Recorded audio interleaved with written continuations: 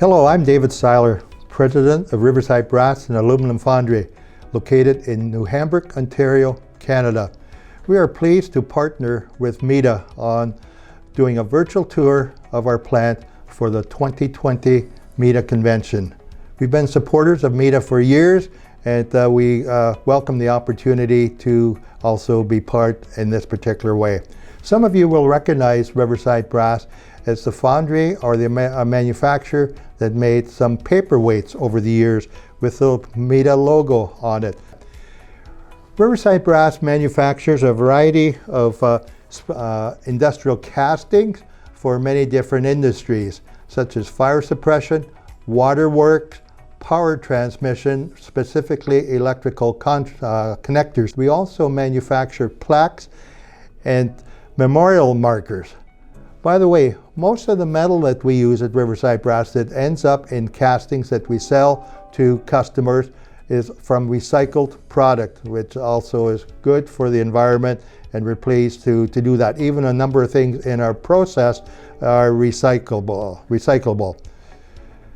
Riverside Brass was founded in 1966 by my father-in-law, Irvin Steinman, who many of you may remember, or he's still well, but can't be at the convention as most of us can't these days in person. But it was founded in 1966, and when he founded the company, there were 3 employees, 2 of which were owners, and one was a worker, plus they had 2 customers. They actually had 2 customers, and their sales in the 1960s were about $200,000. Irvin's goal was to have a Steinman-owned company or business. Sons-in-law Lynn Yancey and Nancy joined in 1979. Susan and myself joined in 1980. And in 1993, Irvin's son Doug joined the company. Irvin's goal of a family-owned company had come to fruition. Today, Riverside Brass is known as a family-owned company by its employees, suppliers, and customers. And in particular, when we meet customers, we let them know or inform them that we are a family-owned company and that we have specific values that we incorporate with our employees, with our suppliers, and with our customers. And these qualities are trust, integrity, honesty, and respect. And that is part of our culture. Riverside Brass tries to be inclusive in its hiring process, regardless of race, color, or creed. In many ways, Riverside Brass and MEDA have overlapping attributes or qualities, goals, values, I guess is the word I'm looking for: collaboration, accountability, respect, and entrepreneurship. The tour today will take place at our newest plant, built in 1996, a 42,000 square foot factory. And in this particular plant, we only make one product: fire suppression items, which are sprinkler heads or sprinkler frames. And if we were in Montreal right now and you were in a hotel, you could look up at the ceiling and you'd probably see those things hanging at the end of a pipe or are behind a tile. Those are sprinkler heads to keep you safe in case there was ever a fire. We still operate the Waterloo Street plant, and this is where Irvin got his first job before 1966 when he started his company, and that's where he learned the business. At the Waterloo Street plant, we pour many different metals and larger castings and some smaller castings and shorter production runs. We make castings, a lot of castings for the waterworks business, such as valves and pipe fittings and electrical connectors for the electrical business. We also make the plaques and memorial markers at that particular plant. Most of our products are shipped to our customers in what we call a raw state, meaning that it's not machined, finished, painted, powder coated, made it perhaps to another part to make a complete item that is saleable for our customer. Those things happen after they leave our plant, and the customer in many cases looks after that. Today, during busy times, We operate 5 shifts between the 2 plants. We have 130 employees, and our sales are approximately $40 million sales. Quite a bit different than in 1969 or thereabouts with 200,000. Together we have worked diligently to create a strong, cohesive, and hard-working management team, and our foundry employees also care very much for our customers and want to deliver castings, quality castings on time.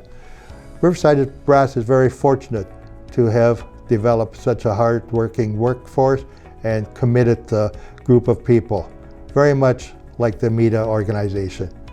Thank you. I think that's probably enough from me for now. You'll hear more as we go on the tour, but let's begin the tour.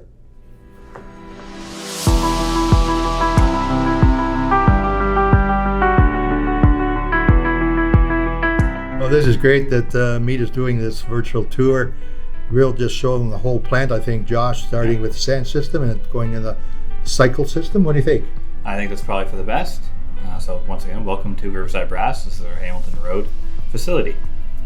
I say what we're seeing here is the sand system. That's a sand silo. How much does it hold there, Dave? 200 ton. The sand inside the system is green diamond sand. It is quarried just outside of Portland, Oregon. In addition to that sand, we do add additives in terms of clay, which helps the cohesion and whatnot in terms of the sand. We also very closely monitor the water levels and whatnot within the sand. And I think that's probably about 3 to 5% water. That's correct. And as Dave mentioned, we do recycle both the metal and our sand. And this is a situation where the sand will go through our system 3, 4, 5, 6 times before we end up discarding the sand. What Dave is pointing to here, these are our patterns. Effectively, sand encases the pattern to create the impressions. We'll see what the mold looks like after the fact. At this facility, we run 25 high volume, but organizationally, we have more than 1,000 patterns between both, the Hamilton Road facility, which we're seeing, and the Waterloo Street facility. And also at the Waterloo Street facility, we also have a tool and die shop, a pattern shop, and we actually cut these patterns from CNC machines, and they're very precise that way as far as then keeping tolerances on our castings. What we're about to see here, or what we just saw, was the hunter operator setting the cores.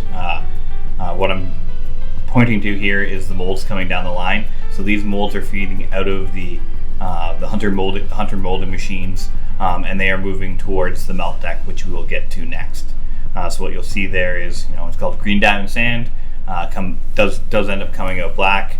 That hole in the top is where the metal will be poured into once we get to the melt deck. So once again, what you'll see here is the hunter operator setting the cores. So those cores are to ensure that when you see the final sprinkler head, they create the hole in the bottom of the sprinkler, the waterway, to allow water to travel through. And when the molten 2150 degree molten metal is poured into the molds, as you'll see shortly, it forms around that core, but then after a few seconds or a minute, the core disintegrates, but then it's left, as Josh has just said, a hole in the center of the casting where the waterway will eventually be when the casting of the frame is put into a system. And what we're moving over towards here is our manual and automatic core machines. I think Dave's taking you over to the first core robot. And I'll let you take over here in terms of just so we have three core making robots for our high volume parts. So everything made at this Hamilton Road facility is sprinkler heads. We produce in excess of 14 million a year. So we do have 3 different robots making 3 different cores at any given time. The robots obviously are much more efficient. We've got a great workforce. You'll see a manual core making machine, but this is a much higher production, and it doesn't go to the washroom. It doesn't take any lunch breaks. It only takes occasionally maintenance break, but not too often. And as you can see, that just came out, and those cores are hot. I knew that, but that's why I didn't hold on to it for very long. They're literally hot off the press.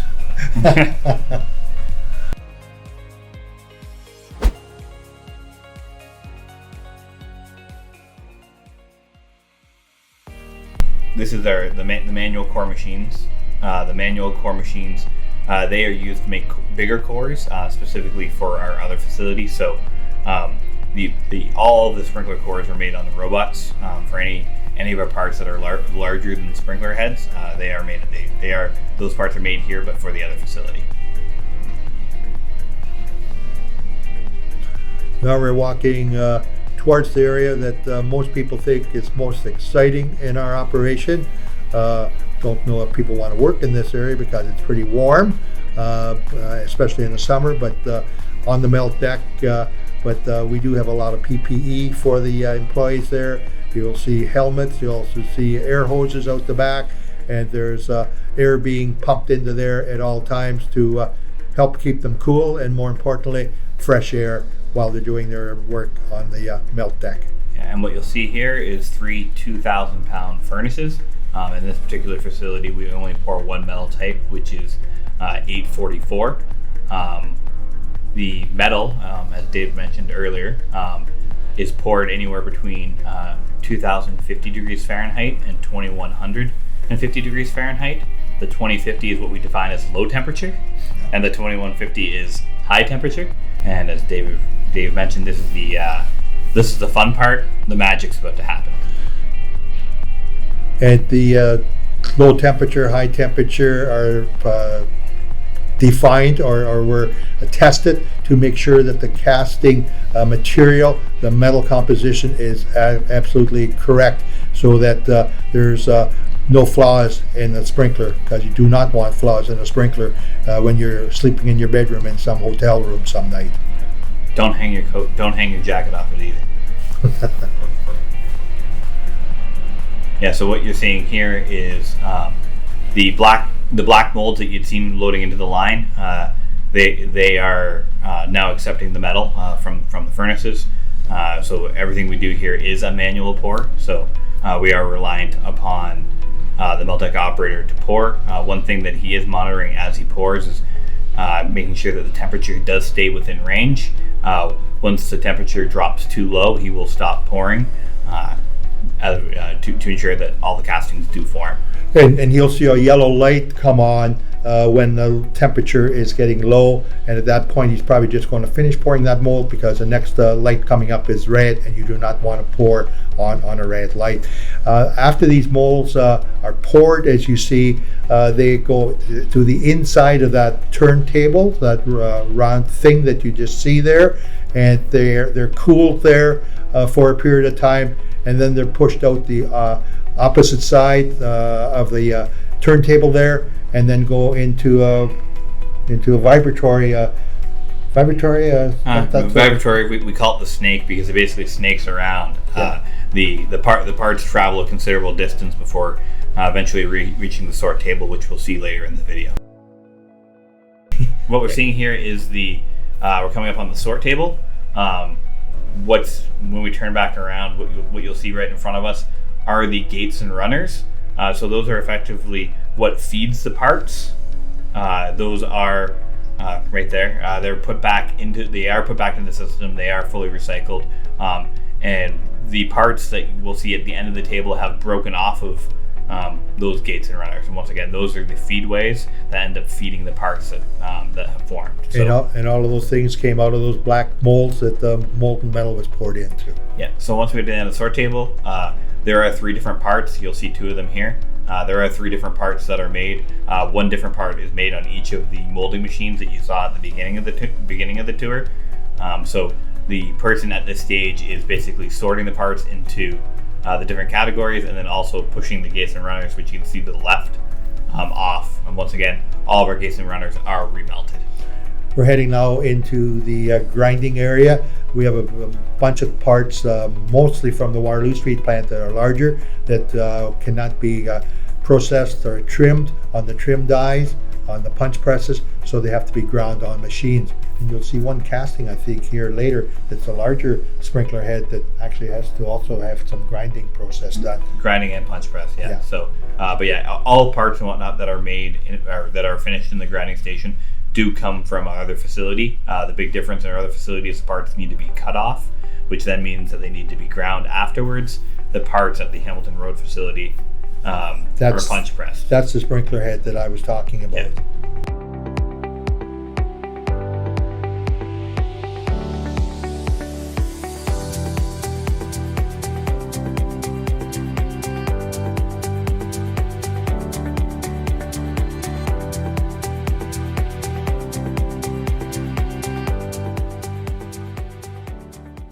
Now we're walking into the punch press area.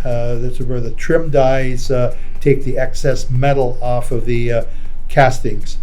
And again, this is much more automated than it used to be when we first started, because when we first started making sprinklers, we actually had a person with a hand grinding machine cleaning up all of those castings. We would never be in the business now if we were doing it that way. Automation is the way to go. Yeah, so each one of these parts is visually inspected. Once it passes visual inspection, it is put in the nest. If you see a part that's been thrown away, it's being thrown away based upon some visual defect. So we do have 100% visual inspection at the punch press area.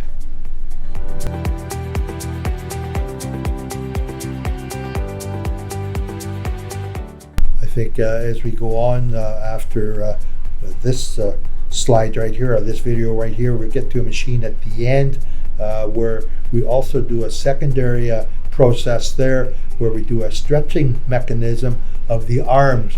And when we first got into the business, our customer did all of the stretching at their plant, and we said, well, we can incorporate that into our punch press machines and save you the money of having to handle it again. And so we've incorporated that into 2 of the machines, or the 3 of the machines. I think it's close. I think we're up to more. 4, 5, or 6. 4 or 5 at this point. It's the stretching. Basically, what the goal of the stretcher is to ensure that the arms of the sprinkler will hold tension after the sprinklers have been loaded with water.